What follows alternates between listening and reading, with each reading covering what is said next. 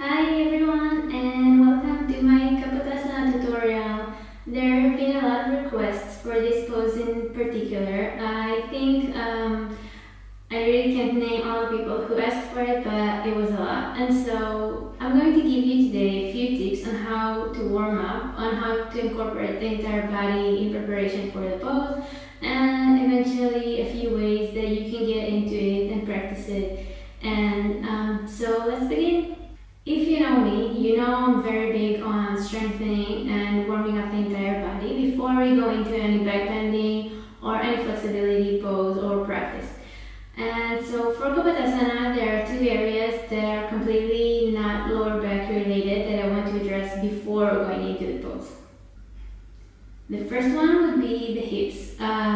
What I do in my practice and how I instruct and what I recommend you to do before you go into Kapotasana is really strengthen and open up the entire hip area, the hip flexors, everything that you can do just to open them. I already prepared you strengthening and stretching video.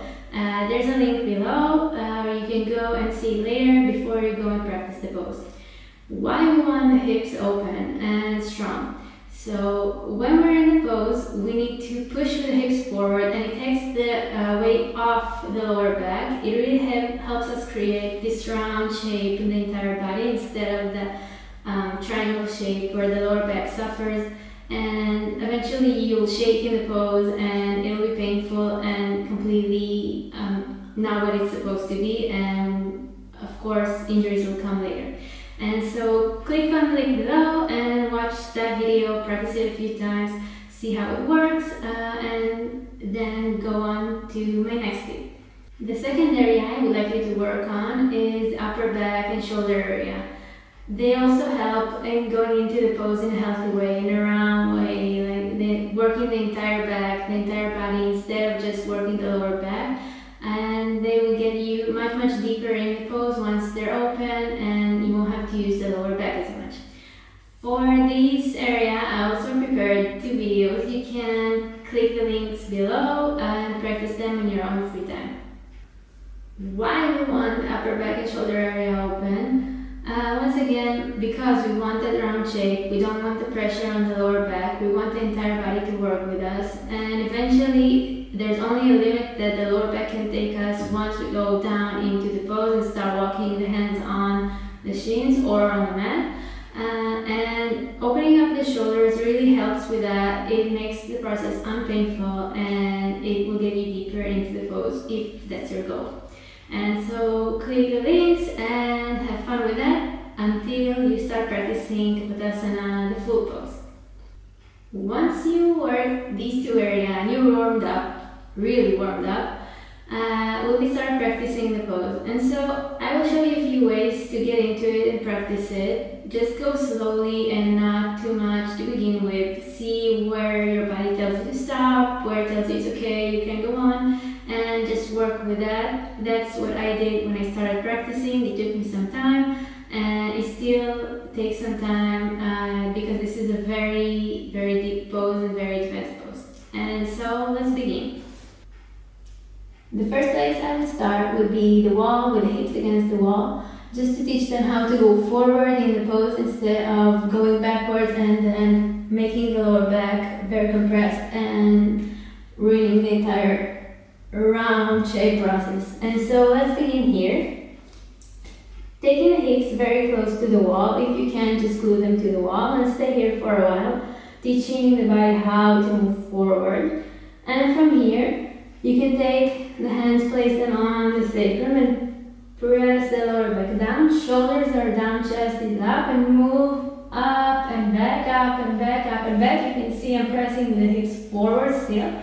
And from here we'll go into Strasana first, just to see how we're feeling in the back bend while we're pressing the hips against the wall. If this feels painful in the hips, it means they're not open or strong enough, and we need to go back and do the exercises as I said in the beginning, or any exercise just to work on them. And so if you got that and it feels okay, then we're going to progress now into Kapotasana. Once again, I'm stepping very close to the wall.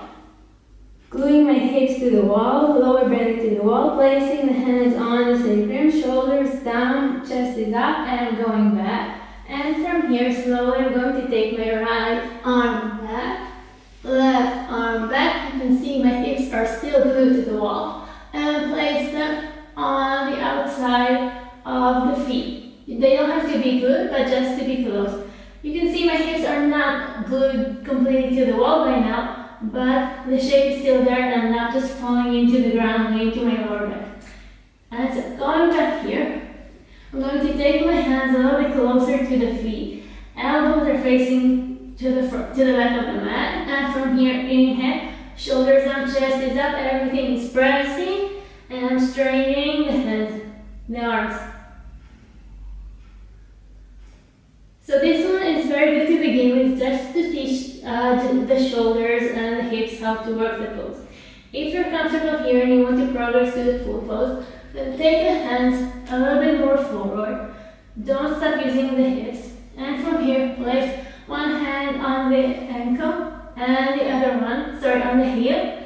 And slowly taking the elbows down and this last.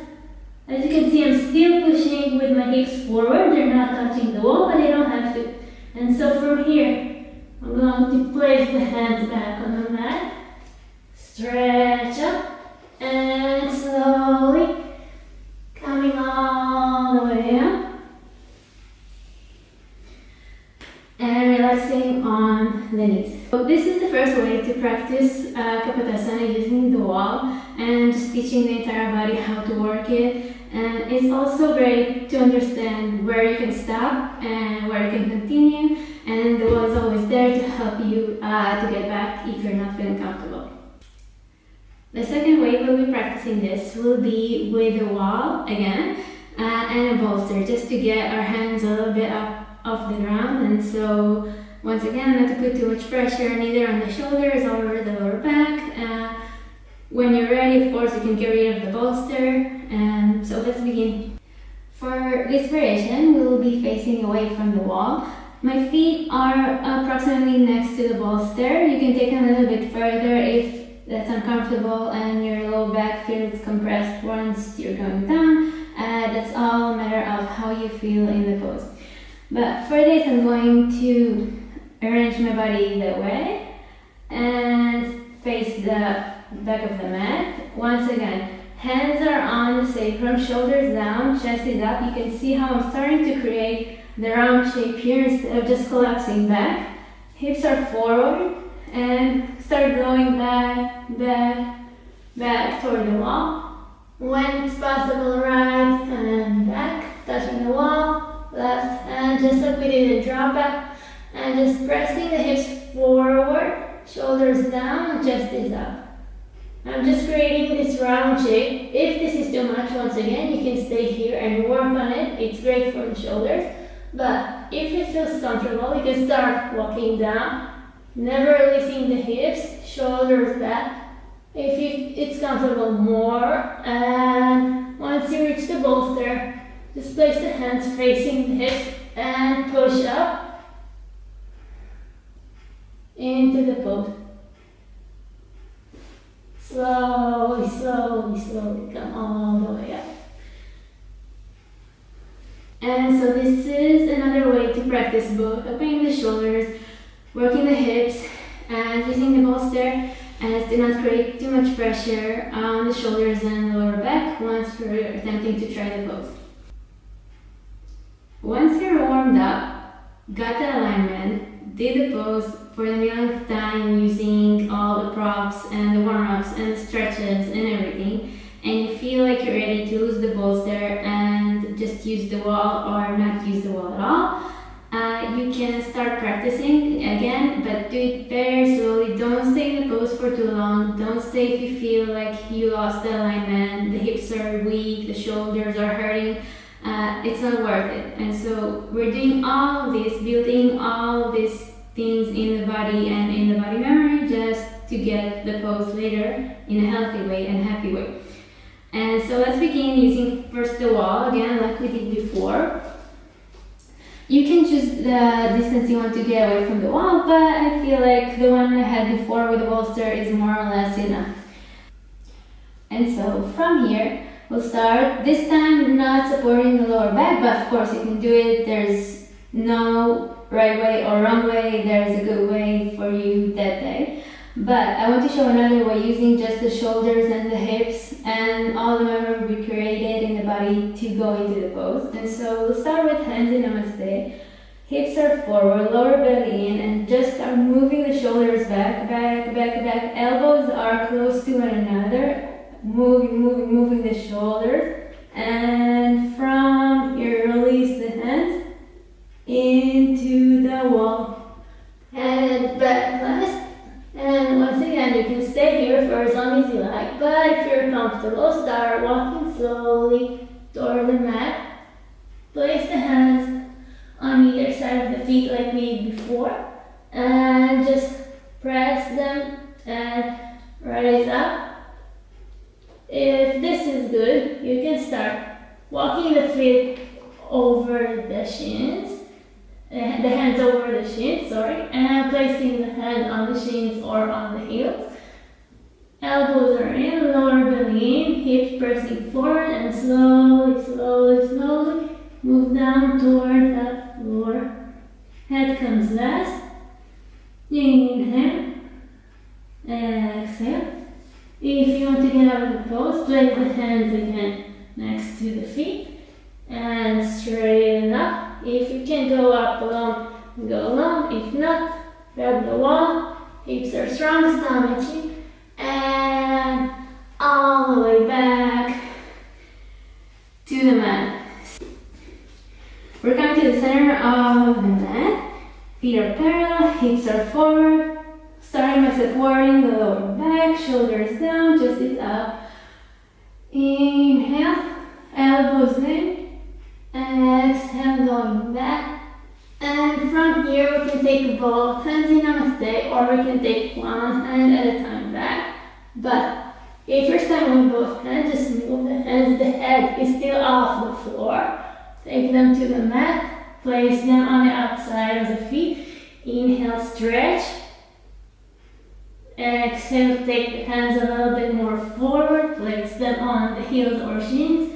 And slowly come down to the mat. Elbows first, head is last. Not forgetting the hips, not forgetting the lower belly, not forgetting the shoulders. And to get out of the pose, placing the hands on both sides of the feet. Stretch up. And with the strength of the legs, coming all the way up. We reached the end of the tutorial. I hope it was helpful. I hope you use the tips wisely without hurting yourself. If you have any more questions, if you need more advice, more tips, just comment below and ask me. You can email me also. And I hope this was fun.